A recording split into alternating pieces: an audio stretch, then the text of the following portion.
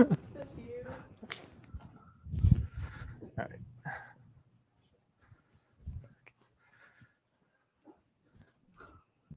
It's good. I already got it. Yep, it's already good. Don't push it again. Flip over to this. And that. And I think that's better.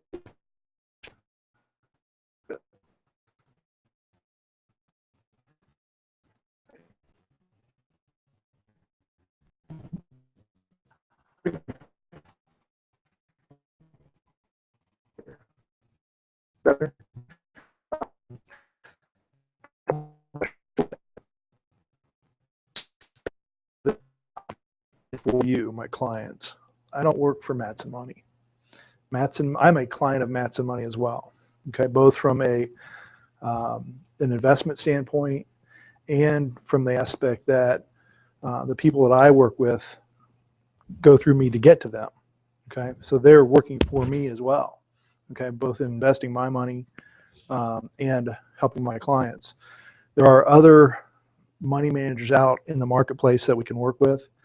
Matson Money, as I've said before, is providing a program that I think is a little bit different than what I've seen in the marketplace. So I think that they have a process, a level of integrity that's different than what I've seen anywhere else. If they make a mistake, they pay for it. They don't try to hide it. If something was done wrong, they fix it. And you just don't see that in the financial services business. I am independent of them completely. Okay, I pay money to them to be part of the program. I pay money to go to their training program.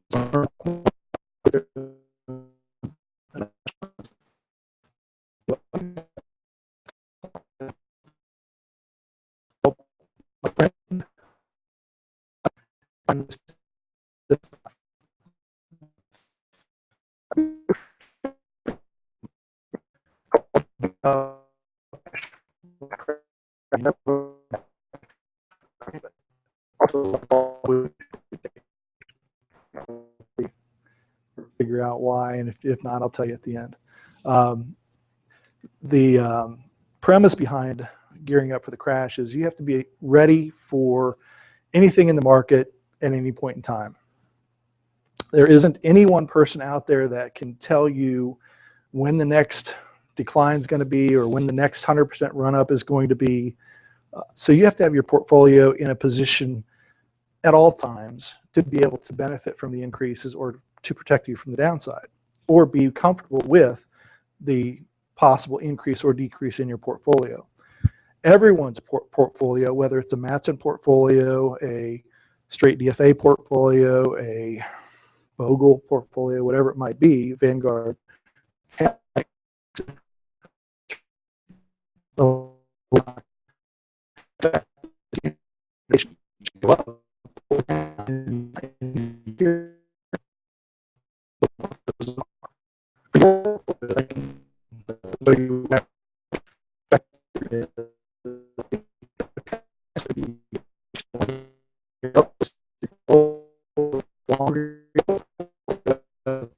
all equities or all fixed income has an expected rate of return for holding it a long period of time.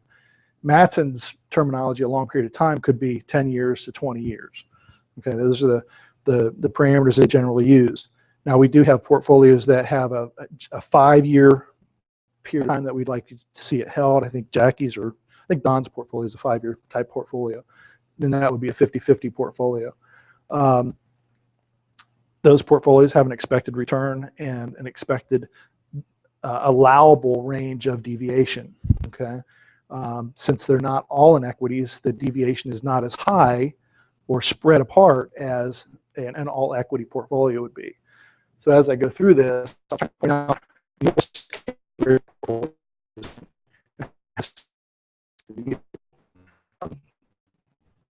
is the stock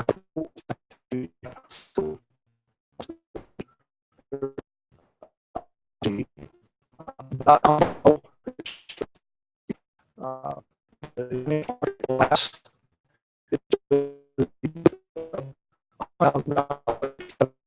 in the market went to $2.5 million.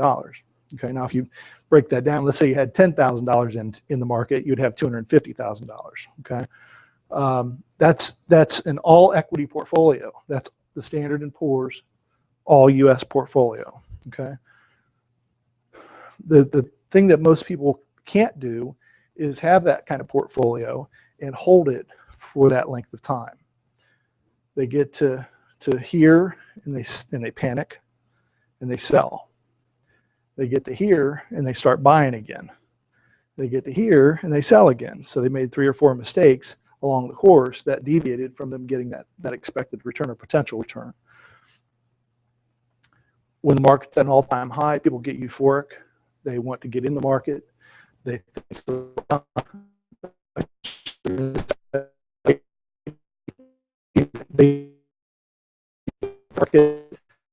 and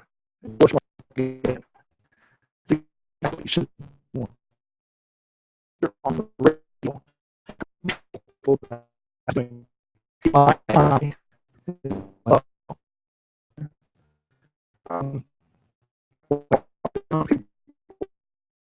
Oh my God, I got to get out. It's going to be a video. Let's back up a second. The market's at an all-time high or all-time low. They get panicked. They're watching the news. They got to see what their portfolio is doing. Where's my 401k? Oh my God, I got to get out. So they sell. They keep making these mistakes. One of the presentations that we'll do is the vortex, and you'll see what happens. About every 3 years, people reshuffle their portfolios. They don't just rebalance; they reshuffle them, which starts the clock all over again. Okay, they haven't gone down that path of reaching their expected return. They've reshuffled the deck. They've started the clock over again, destroying their wealth. This is there are several videos in here that tell the story of what the media wants you to think, and at the end you'll see a video that contrasts what you've seen so far to what the Matson story is, and you'll see the mathematical difference as we go through this.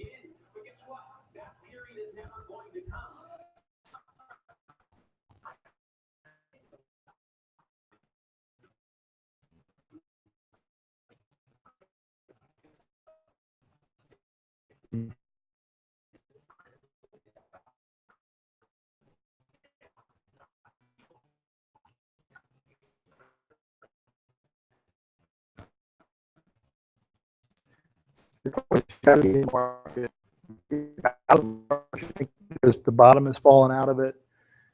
By the time you get back in, the market could have already skyrocketed up.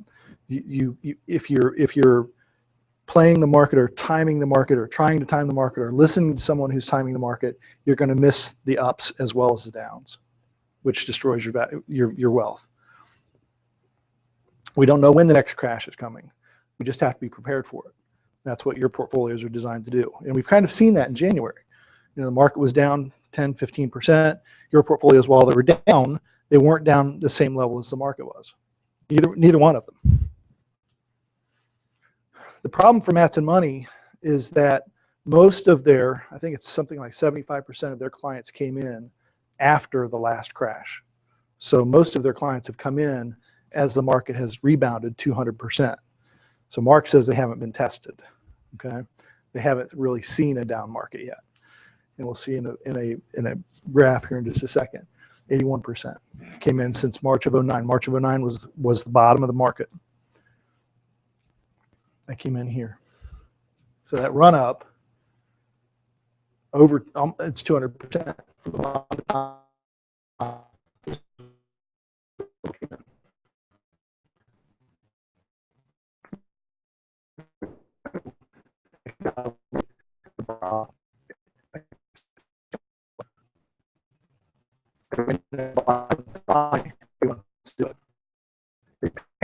Freak out. Everything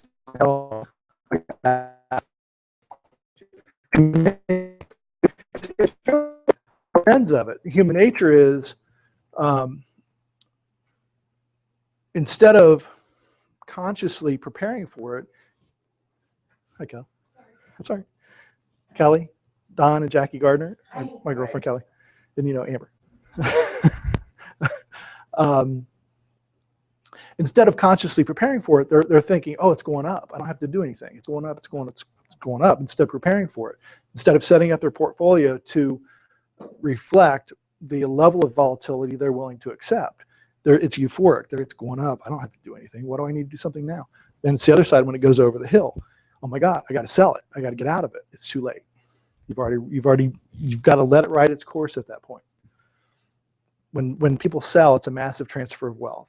Mark says when people sell, that's when Matson Money clients make money because everybody else is selling, we're buying. We actually, because of the DFA platform, in the rebalancing process, when your equities are down, they're using fixed income to buy more equities so that when those come back up, you get more of a push. It's what rebalancing is designed to do. People hate volatility. The reality is people hate downside volatility. They like the upside. They like it when it goes up, but they just can't stand it when it goes down. As I said, if you're not prepared, if your portfolio is not prepared, if you haven't already set it up to withstand the amount of volatility that you're comfortable with, it's too late to make a change when those inevitable declines come in. What is a crash? Matson considers a crash a 20% or more decline in market value. Okay. This is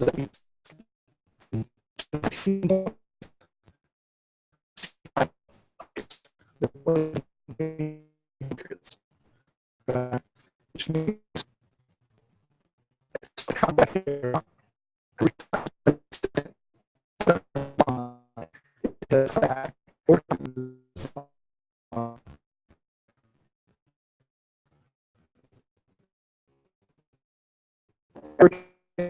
US dollar is 10.1%. These are greater than 20% drops. Okay, this is going to tell us how many. There have been 3 separate 20% or more drops since 1926. Okay, 3. There have been 3 more than 30% drops. Okay, they just don't happen that often. When they do, they're dramatic. They're usually sudden. They usually recover within, I think it's 18 months. It's back to where it was. If you sell out, you miss the rise. Matson Money knows how to weather a storm.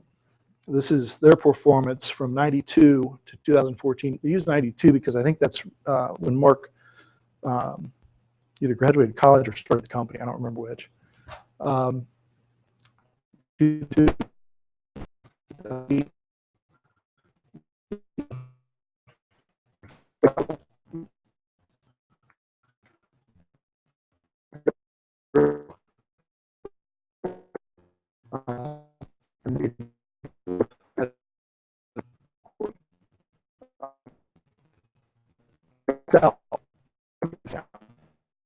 buying low, so they decide later. The crash is never the problem. It's always our response to the problem. It's what do we do? Do we panic, or do we do what we're supposed to do and rebalance? We buy more. Most of us don't buy more. We're freaked out. We don't want to touch it. We don't want anything to do with it. The news wants us to believe. We don't want anything to do with it. Sell. Dalbar is a group that studies investor behavior. I've probably talked to you guys about Dalbar before. If the S&P average rate of return from 85 to 14 is 11%, Dalbar says the average investor has earned 3.79%. Dramatic difference. If all you did was took everything, put it in the S&P, if you could ride out the storm, if you could handle the volatility, you would have got 11% over that time period. The average investor, because they get to the point where it declines, they sell, and then they buy after it's come back up, has averaged 3.79%.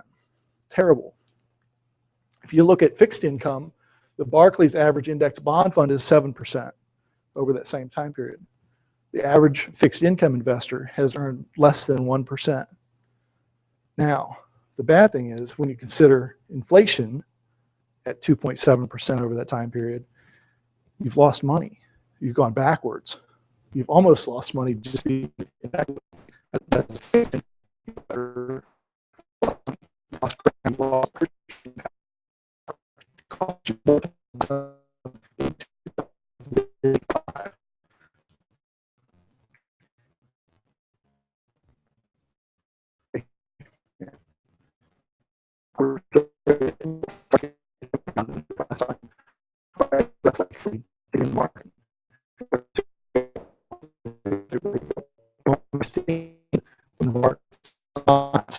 So most people, 76%, say, no, I don't want to get in the market. I don't trust it. I don't believe in it. It's gambling. Why? Because they've been wrong twice. They were wrong in 2001 with the dot-com bubble. They were wrong in 2008 with the financial market collapse. They're just scared of it. Young people don't have a clue. They don't. All they've heard is bad things about the market. It's on a tear. It's 200% up, right? They don't know anything about the market because fear and pessimism sell. Yeah, fear and pessimism sell. That's what you hear on the news. You hear I don't want to name too many names, but that's what you hear on the news. You hear on the nightly news, on Fox, on CNN, on any of the financial news networks. It's all generally about doom and gloom. Very rarely do you hear somebody talking about the positives of capitalism and the free market system. And that's what causes people to lose money. Maria, it's never coming back. Living standards will never You've seen be this the one. same. You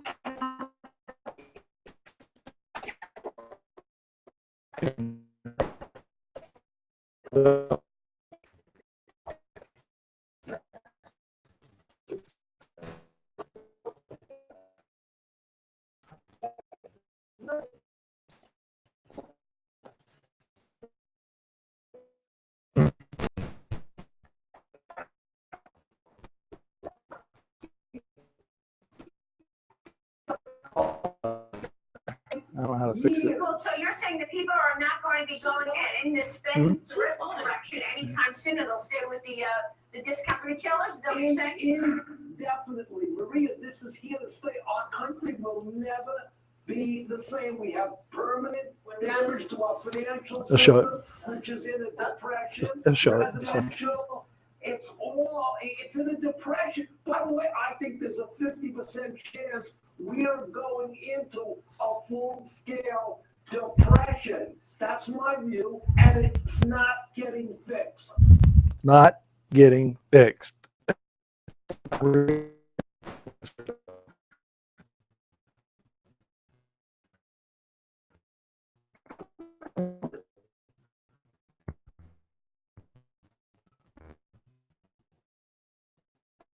Oh. So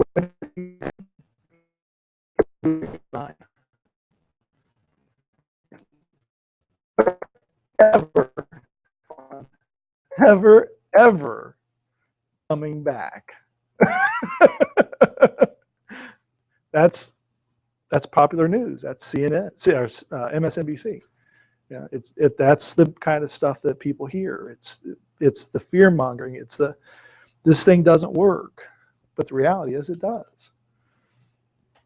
So if you would have got in when he said that, you would have doubled your money from 100,000 to 200,000. It really did come up 200%.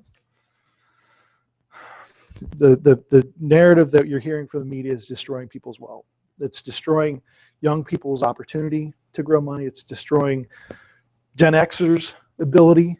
It's destroying the baby boomers generation. People are scared because they don't understand this thing. They think it's gambling. You know, I have a couple clients who are heavy into real estate, and they're heavy into real estate because they don't trust the market. It's because they, in my opinion, they don't understand what the market's doing.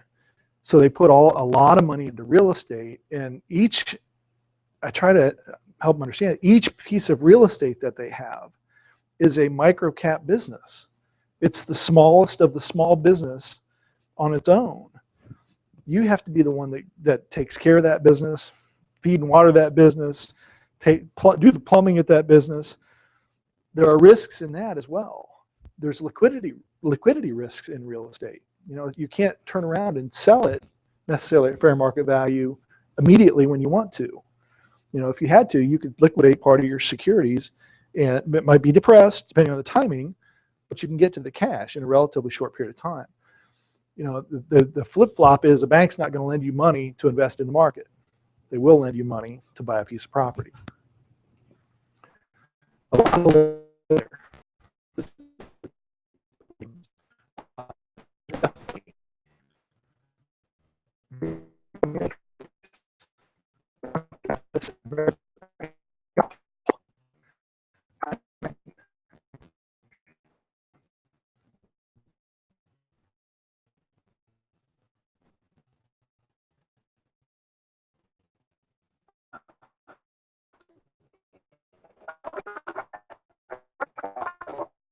help that. I don't know what to do. Europe is in the midst of its own, issues in terms of the debt crisis. How significant are these things to the growth of the United States? And what's your take on China right now? Well, I think that my prediction for a perfect storm is not this year or next year, but 2013, because everybody's kicking the can down the road. We're going to have a problem in the US after the election if we don't resolve our fiscal problem. China is overheating and has fixed investment at 50% of GDP. Eventually, it's going to have a hard landing. The Europeans are pushing their problems, but Greece, Ireland, Portugal need to restructure their debts. They're insolvent, and that's going to be done in 2013. Japan's going to have a short-term stimulus. It's going to slack again in a year from now. So I see every economy in the world trying to push the problems to the future.